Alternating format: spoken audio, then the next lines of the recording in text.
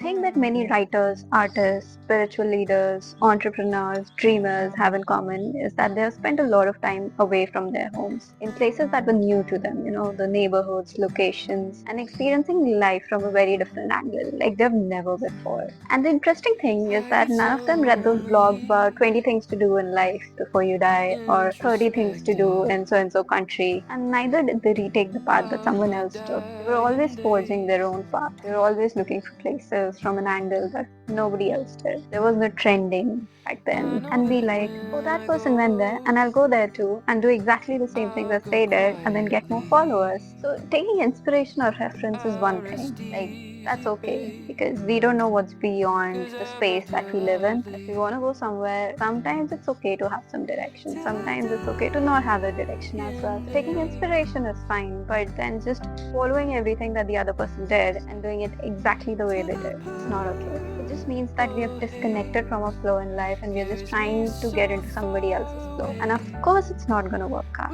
because it's not our flow, and we'll always feel like an outsider trying to fit in, not being able to fit in because it's not our journey, it's somebody else's. And I don't think if, say, the poets, writers, artists, scientists haven't taken the path that they did, the one that called out to them the most, they would have done the things that they did. I don't think so. If they hadn't just gone with the wind and taken the road that called out to them the most, they wouldn't have connected with themselves the way they did. They wouldn't have done things that they did. They wouldn't have created those things. They would have seen the world the way they did because they would be too busy trying to be someone else. Oftentimes when I tell people that I'm a traveler, I get asked this question next: how many countries have you been to? And then the long conversation about that's not what travel is about begins. When I'm on the road, there's a different version of me that comes alive. The version that doesn't get a lot of space or environment to sort of bloom in, per se.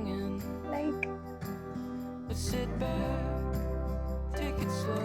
it's like not giving enough sunlight to a plant that requires a lot of sunlight. Like expecting them to bear fruit or to grow as tall as they possibly can without giving them the nutrition that they need. So I personally give that kind of nutrition when I'm traveling, and that is when I'm the most me. I just feel so free when I'm traveling. It's like I've been hiding even from myself my whole life, and that hidden self only gets space to come out and see the world for itself when I am on the road. I didn't know that I had the guts to just pick up my bag and go on a one-way ticket for an undecided duration. It was very unnatural to me, but I did numerous times by now. It's like all these trips have been some sort of a healing therapy for me. So whenever I needed something from life that I wasn't otherwise getting, I would just pack up my bag, leave, be like, okay, I'm gonna go and we'll see how it goes. And the things that I needed the most in that time, something that I needed to hear, something that I needed to see, or some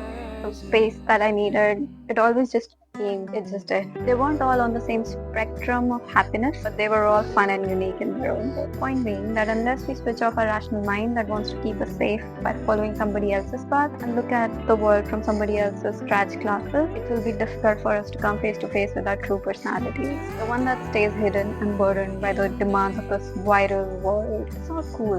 It's being cruel to ourselves. It really is. So the next time, if you're planning to go somewhere, instead of trying to cover 6 countries in 10 days, try to find a place that calls out to you and stay there for a while.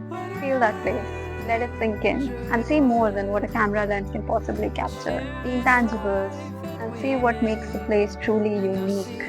How is it different than the other 5 mountains that you've seen?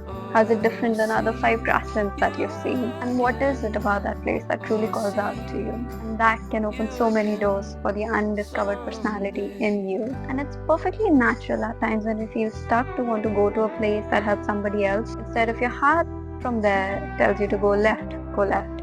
If it tells you to go right, go right. Just be open to your flow. Just be open to listening to your heart. Sometimes it also feels abandoned, if neglected for too long. So make it feel valued, heard, and cherished. And bloom. You're beautiful. Until next time.